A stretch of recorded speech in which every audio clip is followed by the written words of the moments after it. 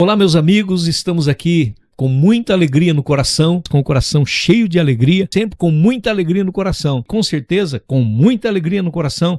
Hoje é o nosso primeiro podcast, fique atento porque é um tema muito importante. Iremos falar das coisas de Deus, daqui a pouco nós estaremos falando a respeito dos anos 80, de coisinhas assim que você vai achar muito interessante, tá bom? Mas antes desse bate-papo gostoso que vai acontecer aqui, com certeza, eu quero falar a respeito de alguns amigos do bem, começando pelo Mundo Max Sonkey. Quem não conhece a Sonkey? Componentes eletrônicos, cabos e muito mais, equipamento de som, instrumentos musicais, tudo que a sua igreja precisa ou a sua empresa. Também quero falar do The Best Açaí, lá de Brusque. 2 lojas para te atender muito bem aí em Santa Catarina. Quero aproveitar e mandar um abraço para a Vera Rubo e para o Carlos Rubo. Num calorzinho desse, um açaí vai muito bem, não é verdade? E a variedade de sorvetes? Tremendo. The Best Açaí, lá de Brusque. The Best Açaí, olha só que coisa tremenda. Lá de Manuel Ribas, Pitanga e Vaiporã. Isso mesmo, do nosso amigo Luciano e também do nosso amigo Sérgio. Um abraço para vocês, né? Tudo que há de bom em sorvetes, a The Best Açaí tem. E estão aí os endereços para você poder se deliciar, tá bom? Você que mora nestas cidades, imediações destas The Bests. Grande abraço para todos vocês aí. Também falando da Fugiplas, policarbonato e lonas, tudo que você precisa para a sua cobertura. Com certeza, Fugiplas é a melhor. Fale lá com o Jorge, com a Leni, e você vai fazer um bom negócio. Também falando dos sucos Natu. Esse é o melhor do Brasil. 4 sabores especiais: laranja, uva, goiaba e também maracujá. Já tomou a sua dose de saúde hoje? Quero falar da Reprotec, papéis especiais, toner, encadernação, redes gráficas e muito mais. O Genésio está virando um garoto propaganda, eu tenho visto você aí na rede social. Então tudo que você precisa para o seu escritório, para o escritório da igreja, para o escritório da empresa, o nome é Reprotec. Também falando da Carilu Materiais Esportivos, também uniformes para a sua empresa. Procure a Carilu Esportes, a melhor de Londrina e do Brasil. Lembrando também da Divine Hands, lá dos Estados Unidos, de Carolina do Norte, Carolina do Sul. Irmãos, a obra ficou para trás. Agora é Divine Hands. A sua casa nunca mais será a mesma. De repente você olha para sua casa, está bem judiadinha, entre em contato com a Divine Hands e a sua casa será transformada. Um grande abraço para o pastor Ismael, que nesses dias esteve aí com o Edson Teixeira, também com a Leilce, a missionária Leilce, lá do Haiti. Um grande abraço para vocês. E você está assistindo o Jesus e Eu podcast.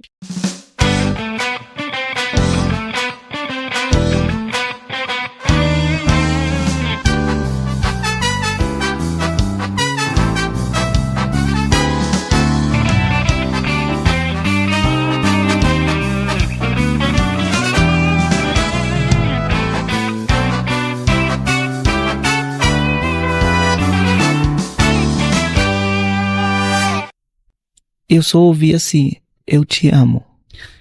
Aleluia. Esse eu te amo foi aquele acolhimento que nunca recebi. Algo que você nunca tinha visto. Aquele abraço que nunca recebi de ninguém. Ele estava me ouvindo, ele estava aí comigo.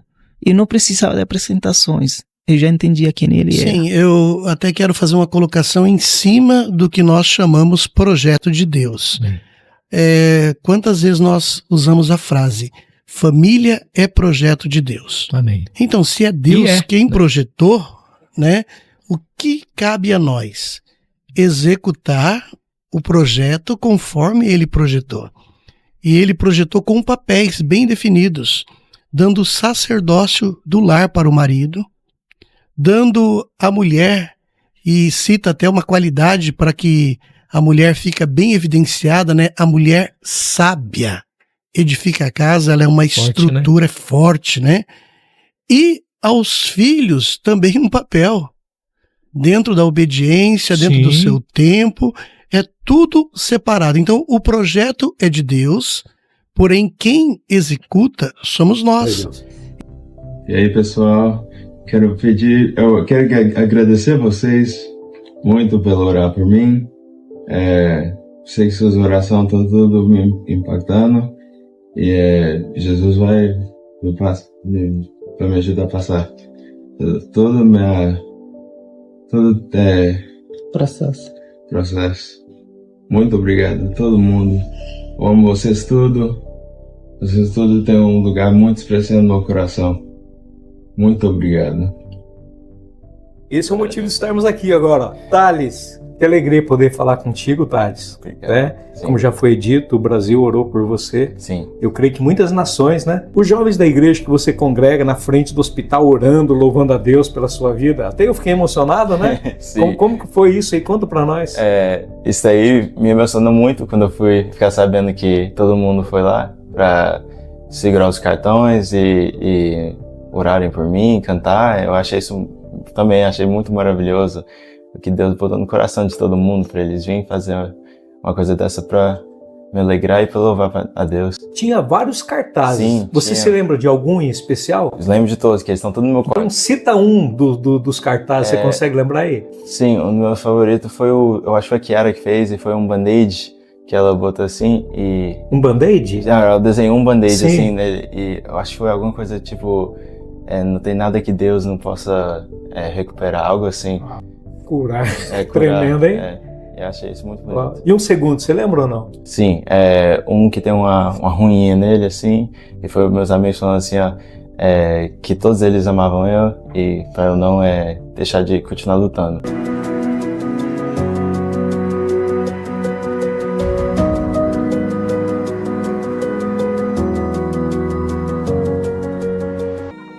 Well, hello there. Didn't see you coming. My name is Bessie.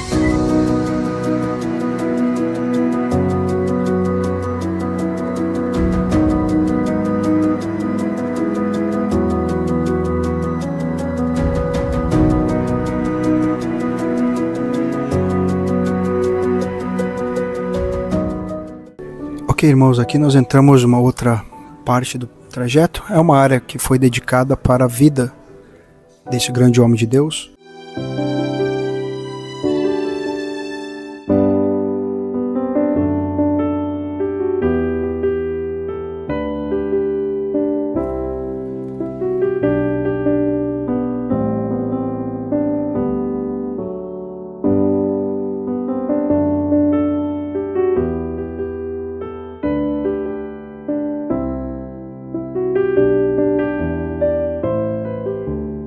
Agora nós vamos seguir para o lugar onde está o túmulo do Billy Graham e da sua esposa Ruth Graham. Vamos lá?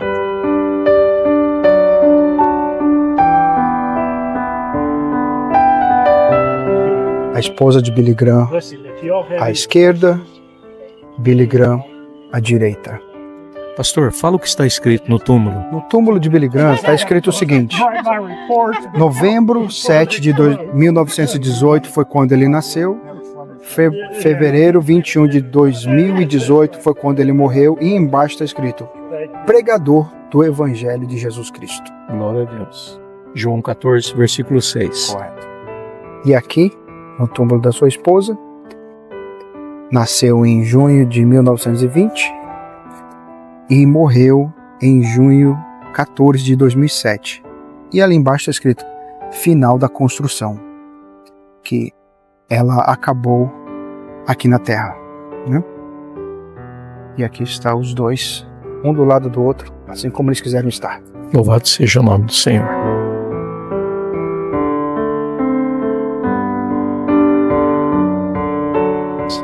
Então essa é a Tartanina. Ela é inspiração de um livro que se chama O Segredo da Tartanina, e nós usamos mais nas escolas porque ela não se refere a Deus. O livro não se refere a Deus. Sim. Então, em alguns ambientes, nós não podemos usar a fé, por exemplo, para alcançar as crianças. Então, a Tartanina é um recurso ótimo para poder alcançar de forma mais sutil, porque para a criança você tem que ter uma linguagem adapta. Você não pode já chegar para ela perguntando: você foi abusado? abusada? Aconteceu alguma coisa? Quem foi que te tocou? Não. Nós vamos alcançar essa criança de uma forma sutil, para que ela entenda que ela possa se abrir comigo, que com ela também aconteceu isso. E no livro, a Tartanina, ela vai na casa de um amiguinho, e o pai do amiguinho, ele pede para ela arrancar o casco e ficar somente com as roupas íntimas mostrando. E ela então arranca o casco, e o pai do amiguinho, eu vou colocar aqui no chão, o pai do amiguinho começa a tirar foto dela com as roupas íntimas. Entendi. Então, nós mostramos para as crianças que existe um limite, que ela está tampada pelo casco, assim como nós estamos tampadas pelas nossas roupas, e que ninguém tem o direito de pedir que a gente arranque as nossas roupas ou que arranque as nossas roupas íntimas. E aí nós ensinamos que embaixo de cada roupa íntima existe a parte íntima do menino e da menina. E conversando em forma de educação sexual, ensinando a ela todas as partes que ela tem no corpo, nós dizemos que ninguém pode tocar nessa parte. E aí depois nós pedimos para que a criança feche os olhos e mentalize alguém de sua confiança. Nós nunca podemos indicar para a criança quem é a pessoa de confiança. Por exemplo, se alguém tocou nas suas partes íntimas, vai e conta para sua mãe, conta para o seu pai. Jamais, porque às vezes o abusador, como o senhor disse, pode ser infelizmente alguém que está no convívio da criança. E então nós nunca determinamos para quem ela deve contar. Nós dizemos para ela procurar mentalizar, fecha o olhinho. E as crianças elas são tão puras que elas fecham o olhinho e conforme eu vou falando, quem sabe é a sua mãe, algumas fazem assim. Quem sabe é o seu pai, algumas fazem. Então, na mente dela, ela já está mentalizando com quem que ela vai conversar. E ali eu dou várias opções. Quem sabe é a sua professora, quem sabe é a sua tia, quem sabe é a sua avó, ou quem sabe você não tem ninguém de confiança, mas tem um número que você pode ligar, e é o número 100. Então, nós ensinamos para a criança que mesmo que ela não tenha ninguém de confiança, ela pode ligar, que um número vai ouvir ela e ela vai conseguir obter a ajuda que ela precisa. Na escola é assim, né? Os professores, tanto na escola quanto no Ministério Infantil, eles são especiais, são peça fundamental, né? Para garantir essa infância, né, segura e dar atenção para uma criança que talvez não tenha, né? Dar a voz para essas crianças que talvez em casa não tem. Você conhece, gravou nisso aqui. Gravei nisso aí. 1 quilo tem isso aqui, ó. Eu não cheguei a ver o peso aí, mas tem 1 quilo. Essa porque é de 1 polegada, tá vendo aqui, ó? Ele parece um rolo de filme, né? Parece um rolo de filme. É 10 polegadas e meia. Então essa fita ia no gravador, né? E aí dava meia hora de gravação. Você falar assim, uma coisa que na época, se eu não me engano, custava $200, $300, isso aqui, para você falar, eu tenho meia hora de gravação. E quantas vezes dava para gravar em cima disso aí? Ah, dava para gravar bastante. Dá para pagar. O problema é que, como naquela época a mixagem era analógica, ou seja, você não é igual hoje que você no computador salva a mixagem, vou mexer amanhã, aí você vai lá, vou mudar tal coisa, né? Essa guitarra vou baixar um pouquinho, vai lá e abaixa, tudo bem. Só que na época das mesas analógicas, que não era ainda automatizada, você tinha que mapear tudo aquilo, escrever num coisa, e aí você, né? Nossa. Aí tinha gente que, às vezes, muitas pessoas que gravaram comigo no rolo, compravam a fita para ficar com ela. Tinha isso também? Tinha isso. Eu tinha as minhas fitas que eu usava, né? Mas só que assim, para você gravar, na época que se gravava um álbum inteiro, né? 10, 12 músicas, então vai 2 fitas dessa, então eu não posso investir... Na época eu não posso investir $600, 2 fitas dessa para deixar 10 anos lá para quando a pessoa quiser mudar alguma coisa, se quiser. Não dá, né? Senão, aí o que acontece? Eu usava quando era minha, só que mixou tal, eu guardava até como eu tinha acho que umas 30 fitas, eu guardava lá. Que às vezes a pessoa volta depois dizendo, poxa, você não tem aí o instrumental? Eu queria uma participação, alguém cantar junto e não sei o que e tal. Então se ele guardou a fita, traz a fita. Mas dificilmente alguém guardava, né? Era muito difícil. Era difícil, uns de 10, guardava, 10% das pessoas. Sim. João 14, versículo 16 diz, e eu rogarei ao Pai, e ele vos dará outro Consolador, para que fique convosco para sempre, o Espírito de verdade que o mundo não pode receber, porque não vê e nem o conhece, mas vós o conheceis, porque habita convosco e estará em vós. Vamos falar um pouquinho sobre isso? Com certeza, né? Esse tema é um dos cultos nossos, e não é de hoje. Desde o Jardim Pisa, a gente sentiu um dia de dedicar um culto, né, semanal a essa temática. Sim.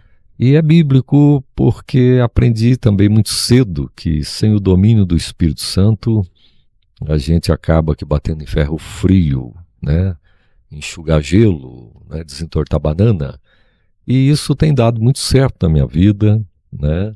Você sabe que não é tão atrativo, porque quando se fala do Espírito Santo hoje em dia, até tem um livro que diz Espírito Santo, Deus esquecido da igreja, Meu infelizmente, Deus. né?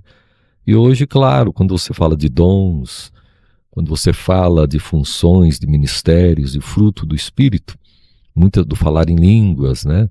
Muitas pessoas, tipo assim, para que eu preciso disso? Mas não entendem o quanto isto é capaz de turbinar a vida da pessoa, né? Sofisticar, deixar o coração consolidado, né? Sabe? Verdade. O dia mal chega para todos. E só mesmo quem tem esse domínio, porque a questão não é o quanto o Espírito Santo, ou seja, o quanto nós temos do Espírito Santo, mas o quanto o Espírito Santo tem da gente. Isso é que nos leva a essa configuração de nos domínios do Espírito Santo. Não é só É o que faz a diferença, né? Eu tinha raiva de crente. Eita. Não é? Quando eu era criança, tem uma missionária lá em Santo André, missionária Rosa. Amo ela de paixão. Ela tem a idade dos meus pais. E por ser muito católico na época, né? E a gente ouvia falar mal dos crentes. Eu passava na frente da casa dela e tacava pedra dentro da casa dela. Rapaz. E isso eu disse para ela no púlpito, numa das vezes que ela foi pregar na nossa igreja. Sim. E eu acredito que ela deve ter orado. Jesus alcança esse que taca pedra na minha casa. E quando eu vim morar em Londrina... E você foi no ano de que ano? Nós viemos para cá em 2003. 2003. 2003 eu trabalhava na Volkswagen do Brasil, na Anchieta, né, na unidade Anchieta. Eu pedi o pacote lá e realizei o sonho, né? Abrimos uma empresa aqui em Londrina e vim morar aqui.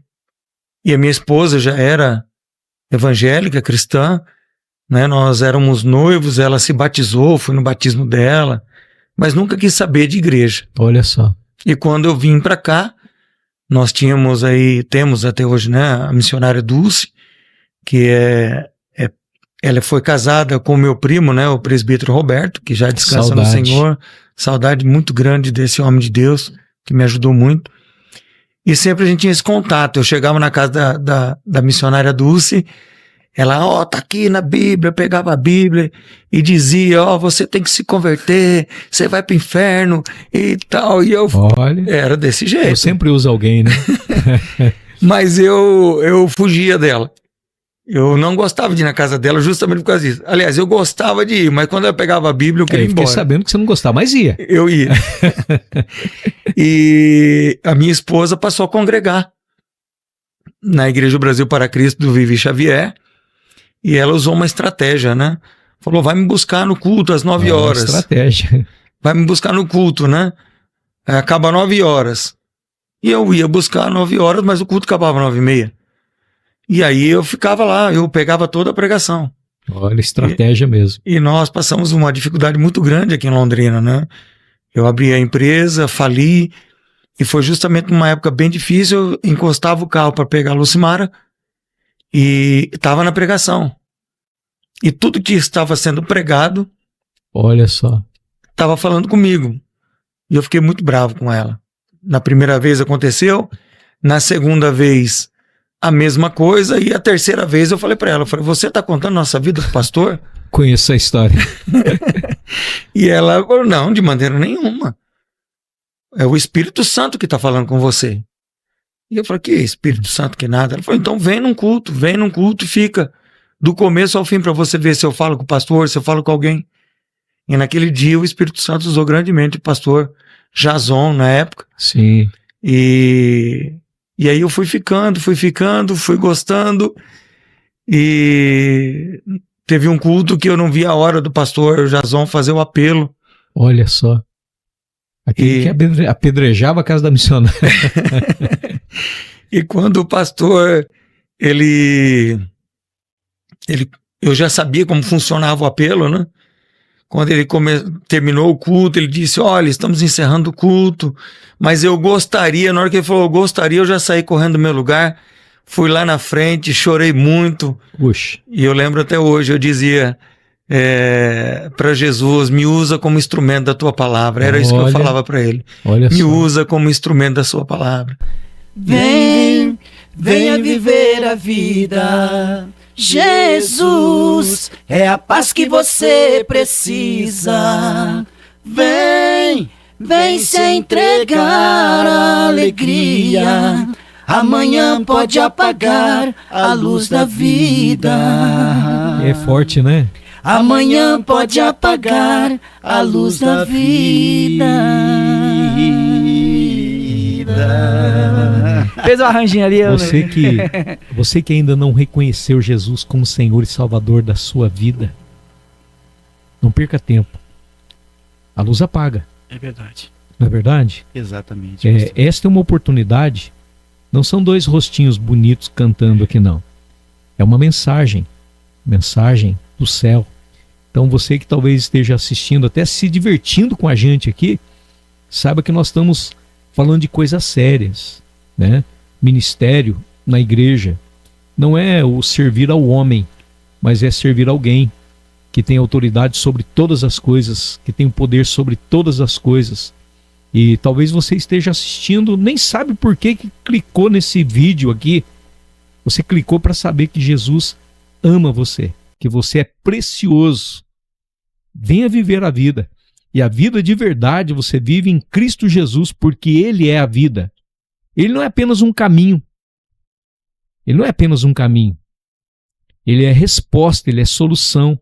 Ele é oportunidade. Ele é a verdade. E também é a vida. No meu ponto de vista, eu acho que você tem que aprender a selecionar. Esses dias eu conversava com a pessoa e disse para ela tremia assim, de tanta ansiedade. Por conta do quê? Do Instagram. Sabe? Ela rodava lá e via coisa, porque aquele negócio lá não tá me fazendo bem. Eu falei para ela, para, deleta, exclui, bloqueia. É livre-arbítrio. Você vai ligar o teu celular e você vai lá procurar. Mas será que dentro disso é um problema sério? Eu penso que vocês trabalham com isso, né? Pessoas que têm problema com rejeição, né? Talvez por causa do passado. Pessoas que querem ser aprovadas o tempo inteiro. Validada. E faz com que elas entrem nesse mundo, às vezes, que se não tiver ajuda e alguém perceber, elas podem se afundar. Seria isso ou não? Sim, por um lado sim, porque a pessoa vai fazer muita comparação. Por que aquela pessoa pode? Por que aquela pessoa tem? A questão do corpo, por que ela é assim? Por que ela é magra? Por que ela é loura? Por que, sabe? Então, aí vai entrar a autoestima. Aí ela vai mexer com a autoestima dela. E ela vai estar sempre para baixo, numa luta constante, porque a pessoa consegue e ela não consegue, tá? Tipo assim, não precisa ser validada por todo mundo, entendeu? Nós somos indivíduos diferentes. As pessoas têm que entender que cada um de nós temos as nossas particularidades, as nossas individualidades. Somos seres diferentes um do outro, tá? Você não consegue ter aquele corpo perfeito? Tá tudo bem, tá tudo bem. Você quer perder peso, mas e você estipulou um tempo e não conseguiu? Tá tudo bem. Tá? Mas a pessoa ela entra numa euforia de agradar o outro.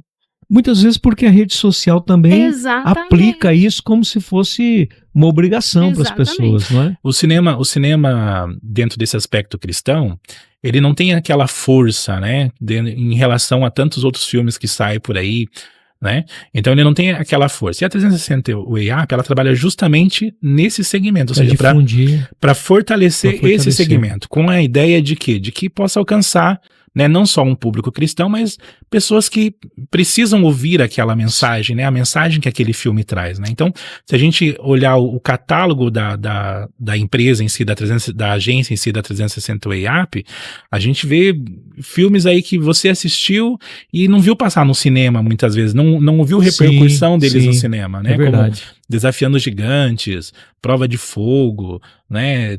O próprio Quarto de Guerra, né? Um filme muito interessante que, inclusive, eu descobri depois, lá agora com eles, né? Que também trabalharam na divulgação, que foi o filme Extraordinário, A Cabana. Então, praticamente todo filme que tem um caráter cristão ou uma mensagem, talvez não tão forte cristã, mas uma mensagem relevante para o público, normalmente a 360 EAP, junto aí com o Igor Siqueira, está envolvido e agora, graças a Deus, acaba vindo para a gente também poder difundir isso aqui na nossa cidade, na nossa região. Amém.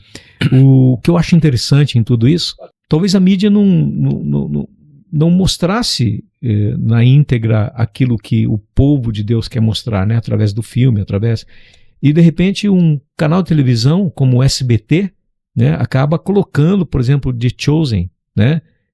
Como algo semanal para que as pessoas pudessem, e de repente está ali Danilo Gentili fazendo uma entrevista, né, com os atores. Sim, o público brasileiro, ele realmente, assim, abraçou, né? A gente tem algumas dificuldades em algumas regiões, né? Londrina mesmo é uma região que está começando praticamente, né? A gente está desde o ano passado fazendo alguns movimentos nesse sentido e fortalecendo ainda mais esse ano, né?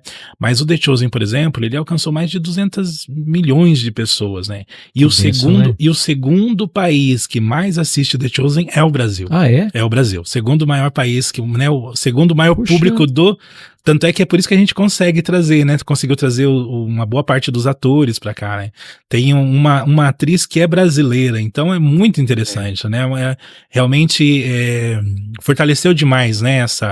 Essa questão do cinema cristão no Brasil, e o público, assim, no geral, tem alcançado. Amém. Então, quando a gente pensa em céu, é mais fácil a gente lembrar do que não vai ter, porque depois o que vai ter lá, Deus vai revelar do jeito dele, da forma dele, né? E vai ser muito especial, e eu quero estar lá. Eu também. Então, vamos fazer o possível para nunca sair desse... Eu sempre digo para ti, quando eu venho para cá, para o escritório, eu venho te ouvindo, né? E é a prova de que eu te ouço. Verdade, né? Falei isso hoje. Falei isso hoje. E daí eu falei assim, puxa, que coisa tremenda essa colocação, né? Sim. Porque as pessoas sempre estão falando o seguinte, nossa, o que vai acontecer se é anjo que vai estar se vai ter arpinha, né? Eu achei assim muito interessante. Aí quando o pastor disse, através do programa, eu estou preocupado com o que tem lá. É bacana, vai ser muito legal, vai ser top. Mas eu sei de uma coisa, o que não vai ter lá. Que não vai ter e lá. É isso que me interessa. Em hipótese alguma. Não é verdade? Nada daquilo que nos faz sofrer hoje aqui no mundo. Eu me lembro, pastor Pires, se me permite chamar assim. Sim, com certeza. Eu fui uma vez num teatro em Apucarana. Era um teatro que a gente chama de gospel, né? No Teatro de Apucarana. Aí eu tô lá, acaba a luz. Acabou a luz, eu falei, meu Deus, estragou a peça. Puxa vida, que triste, né? Todo mundo começou, né? Daqui a pouco acende uma luz lá no fundo, forte, em direção a gente que não dava nem para enxergar, né? Apareciam pessoas, de repente, com suas muletas. Quando chega perto da luz e vem uma voz, vinde benditos de meu Pai. Uau. Ele joga a muleta do lado e entra andando normalmente. Puxa, como também tentavam entrar outras pessoas dizendo assim, olha, eu vou para o céu, e a hora que ele chega na porta, apartai-vos de mim, maldito, não vos conheço. Né? Então foi uma peça impactante, né? Então eu me lembro disso, né? Das coisas que não vão poder entrar no céu de jeito nenhum.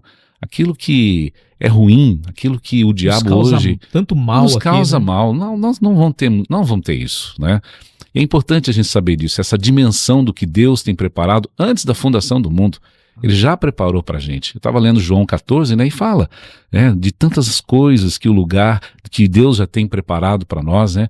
Jesus mesmo dizendo, ó, eu vou vir pessoalmente buscá-los para levar para lá. Então isso é importante a gente saber, de que Jesus tem o controle sobre nós se nós permitirmos que Ele nos conduza. E a musicalidade, num certo modo, como com o surgimento e essa evolução de tantas coisas, muitos conseguem manter a essência, outros já não. Porque a música hoje virou dinheiro, né? Infelizmente, virou dinheiro, virou comércio. Eu não estou falando que eu não concordo que você tenha que ter o seu trabalho, o seu mérito, receber o seu dinheiro a respeito disso. Mas hoje precisamos fazer uma música que vai, né, trazer dinheiro, não uma música que vai tornar o nome de Cristo conhecido. Isso é um tanto perigoso, há uma linha muito tênue entre glorificar a Deus e nos tornar conhecidos através da música. E muitos estão usando a música como um entretenimento, não como uma ferramenta, né? Porque eu entendo que a música ela é uma ferramenta, ela é a palavra de Deus cantada. A música ela alcança lugares que a mensagem, por exemplo, pregada não vai alcançar. A música ela ocupa lugares e ela acessa corações que, com uma pregação de um culto de domingo, muitas vezes a gente não consegue alcançar. É verdade. Né?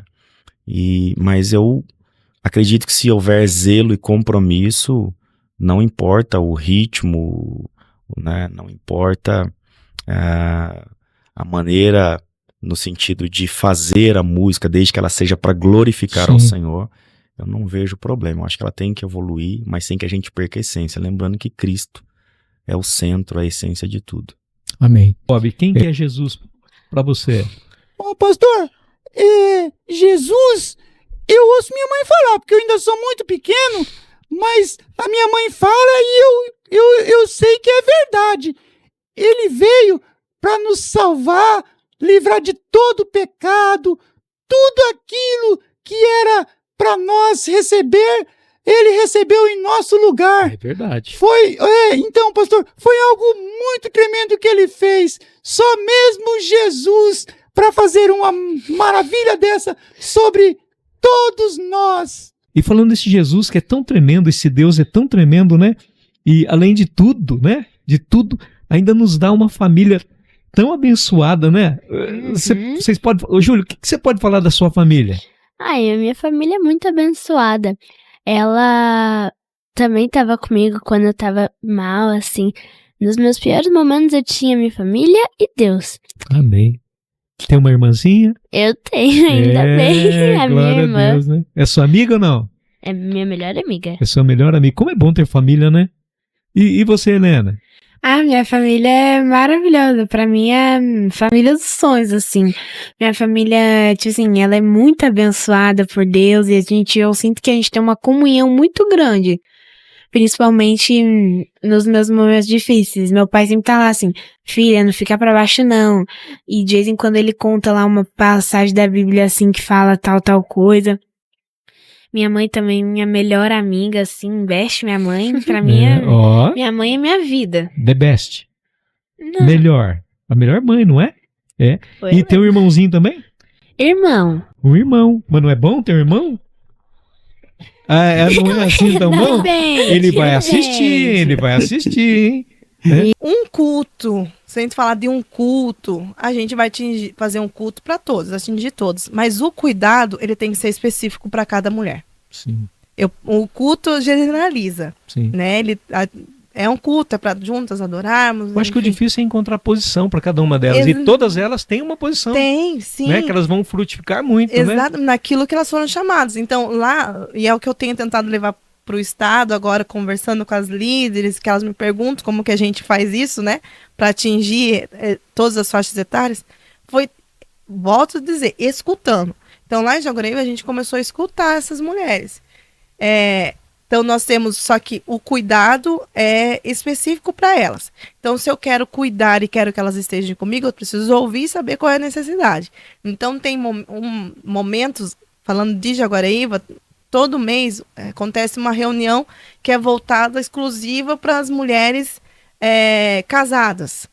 Então eu vou ouvir essas mulheres. Então no culto elas vão estar. Primeiro eu estou ouvindo, estou cuidando. Sim. Depois lá no culto eu vou colher elas. No culto que só é voltado para mulheres.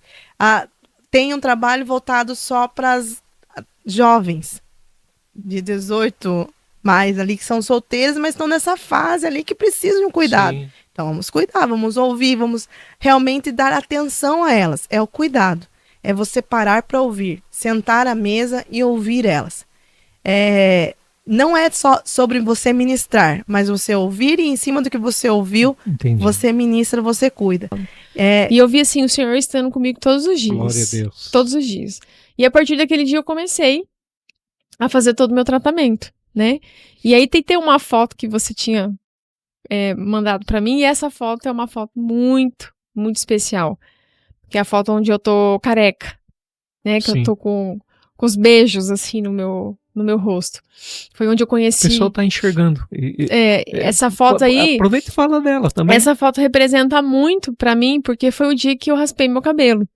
E quando eu anunciei no Facebook, na época era Facebook, nem tinha Instagram, que eu tava com câncer, então foi um boom, assim. E o Lincoln Tramontini, que é um cabeleireiro muito parceiro do nosso projeto... Sim, ele é uma bênção. Ele é uma bênção. Inclusive o compromisso que eu tenho é lá hoje, que ele tá inaugurando o salão dele. Tá inaugurando outro? Em outro local agora, né? E aí ele recebia no salão dele, na escola de cabelo que ele tinha ali na Leste Oeste, as mulheres com câncer e elas faziam oficina de maquiagem. E ele viu o meu post e eu não era amiga dele. A gente era amiga de Facebook, mas nunca nenhum se viu. Eu seguia ele porque ele era conhecido. E ele viu o post e falou assim, olha, segunda-feira, dia 7, vai ter uma oficina de automaquiagem lá no meu salão, lá na minha escola. Vai lá. E eu vi aquela mensagem dele e me chamou a atenção. Eu falei, eu vou lá ver como é que é, porque agora eu preciso viver esse mundo de câncer. Eu não sei, porque câncer pra mim era morte, cair cabelo, cirurgia e vomitar. É isso que eu sabia que era câncer. Aí fui. E a minha médica falou assim, ó, a partir do primeiro dia que você tomar químio, no 13º dia seu cabelo vai cair. Até o 13º dia. E eu falei, vai que o meu cabelo não cai. Minha fé. A fé, né? Minha fé. Passou 1 dia, 2 dias, 5 dias, 7 dias, 10 dias, 11 dias, 12 dias, nada do meu cabelo cair. Eu falei, gente, amanhã vai dar 13 dias e meu cabelo não caiu. E o 13 dias era o dia da oficina. Aquele dia, era uma segunda-feira de manhã, quando eu levantei, metade do meu cabelo tava no travesseiro. Falei, bom, não foi dessa vez, mas a minha fé vai estar aqui. Mas não caiu durante os dias que falaram, Não, caiu no 13º dia. Então, aí dei a fé tá ativa. Tá, aí eu dei coloquei assim, arrumei meu cabelinho assim, porque na quarta-feira eu iria raspar o cabelo. Eu cheguei lá no salão, não conhecia absolutamente ninguém, nem o Lincoln eu conhecia. Pessoalmente. Eu fui recebida com tanto amor, e eles dão um kit de maquiagem, ensinava a gente a fazer maquiagem, e aí uma das voluntárias percebeu que o meu cabelo tava caindo, porque mesmo ele amarradinho, ele caía, e minhas costas estavam cheias de cabelo.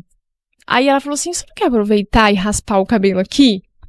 Daí eu falei, claro que não, imagina, porque ia acontecer isso, mas assim, é um choque pra gente. Não. Sim. Falei, não. Ela falou assim, aproveita, o Lincoln é cabeleireiro, você tá numa escola de cabelo, você tá com todo mundo aqui e tal. Aí eu falei, tá bom, vamos rapar. Topei.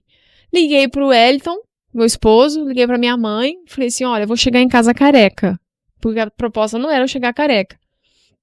Eles, não, você não pode fazer isso sozinha, sua família tem que estar do seu lado. Eu falei assim, eu tô me sentindo tão amada aqui nesse lugar, tão amada que bacana. Parece que eu conheço essas pessoas há 20 anos. Eu falei, fique em paz. Eu tô aqui, eu vou... Acabou não sendo uma profissão, mas uma missão aquele lugar. Não, né? Aquilo foi planejado por Deus. Aí o Lincoln falou assim, não, vamos lá no meu salão, porque isso era na escola dele. Vamos lá no meu salão, que era na Fernanda de Noronha na época. Aí todas as pacientes, um entra no carro da outra, fomos todo mundo pra lá. Aí eu sentei na cadeira, ele me virou de costa. E falou, não vamos rapar na frente do espelho, eu viro, depois você vira. E quando ele virou, eu vi que todas as meninas, as voluntárias e as pacientes começaram a passar batom. E eu vendo assim, a gente tá reforçando batom pra tirar foto depois. E elas passando batom e Já entendi. E eu ali. Já entendi. Aí elas... Bacana. E aí eu pirei, e assim, naquela hora, eu com o olho aberto, as meninas ali passando batom, dando risada, tal, tentando fazer um momento feliz. E na minha mente, assim, eu falava assim, Espírito Santo, quando eu olhar pro espelho, eu quero me achar a mulher mais linda. E não era demagogia, assim, eu queria me achar linda, de cabelo raspado, do jeito que eu tava, porque minha sobrancelha já tinha começado a cair, os meus cílios já tinham começado a cair, só o meu cabelo que não. Então eu tava parecendo uma cara de ovo. Assim, sabe? E eu falei, Deus, eu quero olhar e eu quero... Mas aquela oração foi assim, de 3 minutos na minha mente, de olho aberto. Quando eu olhei, ele falou, tá pronta? Eu falei, olha, Lincoln, a gente nunca tá pronta pra isso, né? Mas vamos lá, vamos enfrentar. Isso é coragem, a gente ir com medo mesmo. Quando eu olhei pro espelho, eu virei... E o senhor sabe que isso não é mentira. Eu olhei pro espelho, eu comecei a rir, eu falei, gente, eu tô muito linda. Ao invés de chorar... Gente, parece cômico, assim, mas eu falei assim, eu tô muito linda, eu me achei linda. Vamos para mais uma pergunta aqui? Você já falou sobre isso, mas acho que é interessante bater. Como a igreja tem que se preparar para receber uma criança autista? É uma pergunta da Jéssica Cardia. Você já falou um pouco, né? Mas eu acho que é interessante. É interessante bater. Reunir a equipe infantil. E não só, principalmente a equipe infantil, porque elas que vão estar de frente. Elas precisam, assim, se dedicar um pouco mais, estudar, né, assistir muita palestra. A palestra ajuda muito, muito mesmo. Se dedicar. Chegar na mãe, gente, pai e mãe não morde. Pai e mãe de autista não morde. Tem gente que tem medo de chegar perto. Será que por causa da proteção? Proteção, pelo que aconteceu. Eles precisam de afeto. Se você chega com afeto, você conquista uma mãe e um pai rapidinho. Mas eu acho que você já definiu no começo muito bem isso aí, né? Você chegar e falar assim, eu sei o que você está passando. Na verdade, você não sabe o que a gente tá não passando, sabe. Né? Então, assim, preparando a equipe das crianças. Julgar, né? Julgar muito. E preparando principalmente o diácono que fica lá na frente, recebendo aquela família.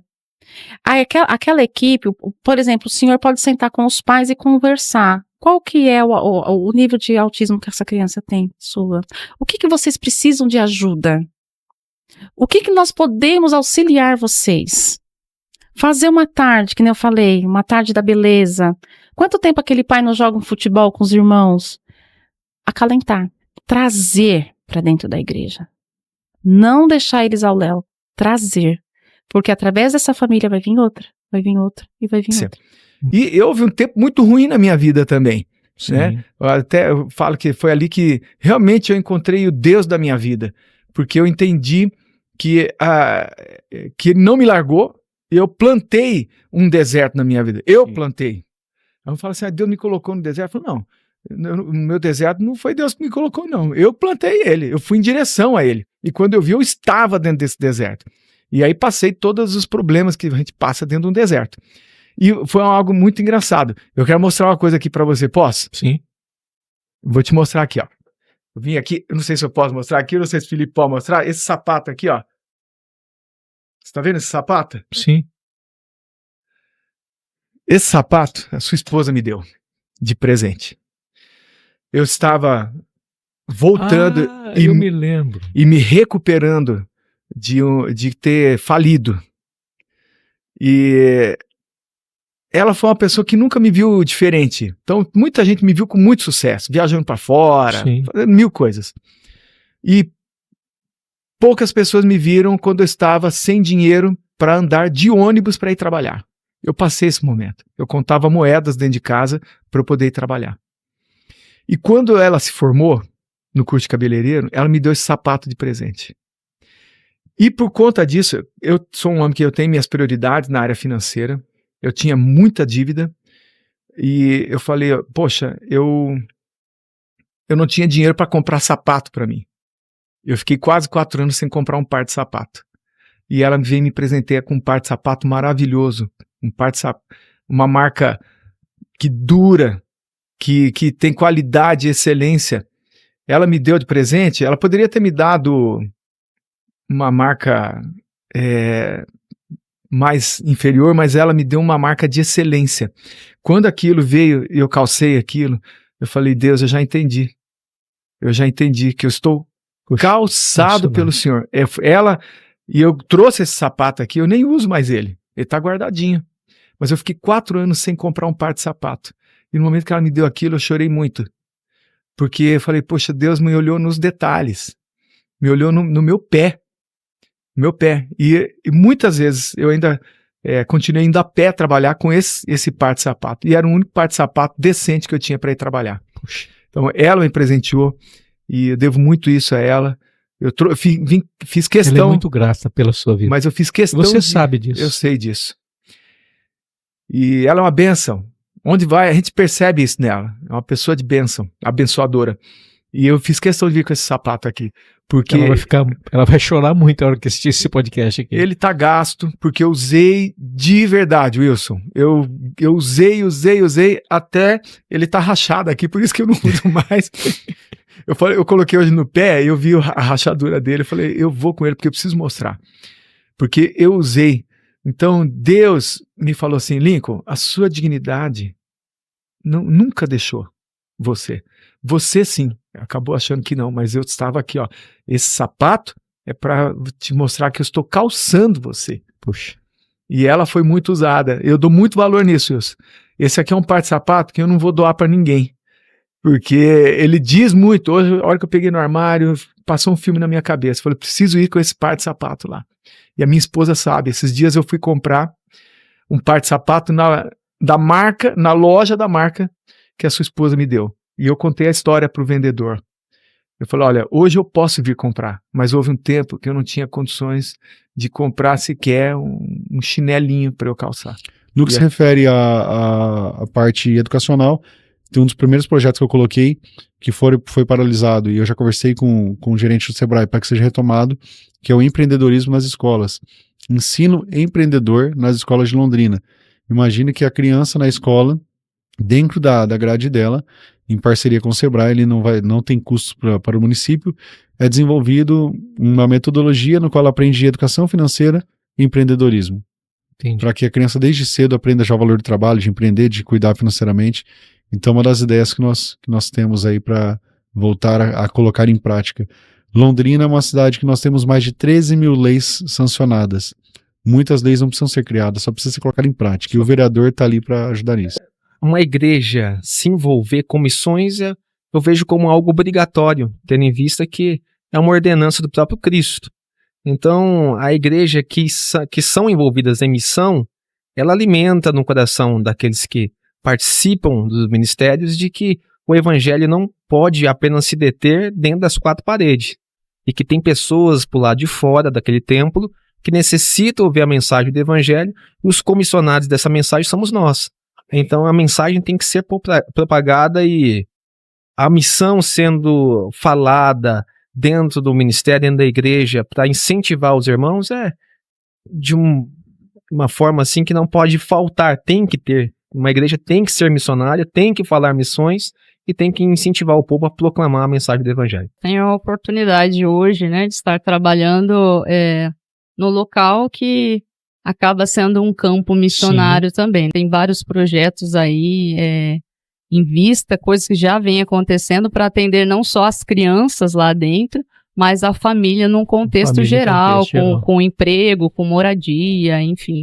Então, assim, muito... Quando eu saí do meu emprego anterior, foi pensando nisso, fazer algo que vai além do financeiro, de ter um dinheiro para pagar as contas, de ser algo que traz sentido, assim, de você saber que você está fazendo, servindo, poder servir as pessoas de alguma forma. Eu acabo não atendendo nenhuma família, nenhuma criança diretamente, mas responsável pela parte administrativa, dando todo o suporte para que esse atendimento aconteça. Intercessão é algo que está no coração de Deus. Não tem como nós falarmos de intercessão, sendo que o próprio Jesus, nesse momento, está intercedendo por nós. Glória a Deus. Né? Tremendo isso, né, Glacê? Muito. O que você fala sobre intercessão? Intercessão é trabalhar para o Senhor e com o Senhor. É tremendo. E qual seria, assim, para a gente pensar um pouquinho e refletir aqui, qual a importância da intercessão na família, Cristiane? A importância da intercessão na família quando você vê a tua família, é primordial, não só numa igreja, mas no nosso lar, na nossa casa, nós precisamos estar atentos e intercedendo, porque Deus é aquele que nos dá sinais como intercessores, porque às vezes nós ficamos distraídos e não começamos a perceber quando a nossa família, primeiro, a família é propósito de Deus. Glória a Deus. E sendo propósito de Deus, é alvo de Satanás. E nós, como cristãos, nós precisamos estar atentos, porque somos nós que vamos fechar as brechas que tentam adentrar os lares. O nosso lar, no caso, né? Na nossa família, na nossa casa. Porque nós somos os responsáveis. Nós que somos os responsáveis por guardar a nossa casa, guardar o nosso lar. A você que nos acompanhou, eu quero fazer um pedido para você assim com muito amor. O triplo C. Curte, comente e compartilhe. Por favor, que está chegando o dia do sorteio. Você que ainda não se inscreveu no nosso Instagram, @JesusEuPodcast, corre lá e se inscreve. Tem alguns brindes assim bem bacana, viu? Tem camiseta oficial do Londrina Esporte Clube, tem uma camiseta do podcast, tem uma gaita Fender, tem um violão zerinho na caixa, viu? Tem um headphone, ou seja, tem algumas coisas assim bem bacaninha, tá bom? Um grande abraço para vocês, Deus continue abençoando vocês, honrando a fé de vocês. Um beijo no coração e até a próxima.